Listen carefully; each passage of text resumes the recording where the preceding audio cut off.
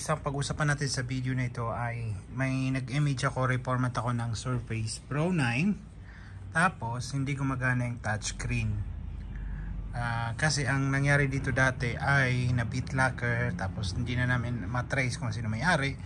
Then reformat ko na lang. So ngayon gumagamit ako ng yung adapter na to para magkaroon siya ng internet, kasi ako nagda-download ako ng wifi sa external sa isang laptop, tapos hindi ako maka-download dahil pag nilagay ko dito nag-error siya. So ginamitan ko na lang ng gumamit na lang ako ng LAN card, Ethernet LAN, tapos connected siya dyan. So yan, nag-update siya ngayon. So hopefully mamaya pagkatapos ng update ay gumana yung touchscreen. Kasi tingnan nyo, hindi ko magana yung touchscreen, ginagamit ko na lang ay mouse. So hanggang dito lang muna, i-check natin mamaya. So hindi pa siya guys nagta-touch kasi installing pa doon. So yung iba naman pending for restart. So i-restart natin. Dito sa baba, restart.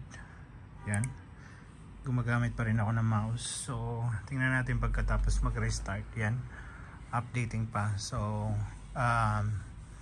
ipa-fast forward ko na lang mamaya na ako mag-video pag nag-load na yung start niya.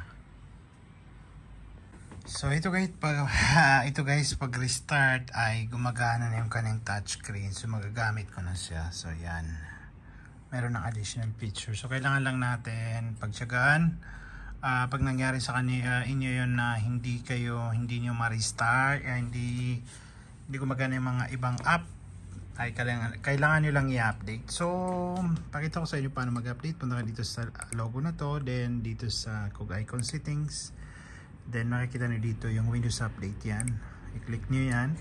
So check update. So hindi natin ilalagay sa Windows 11. So stay tayo sa Windows 10. So kung meron pang update, i-update nyo. So ganun lang, hanggang dito lang.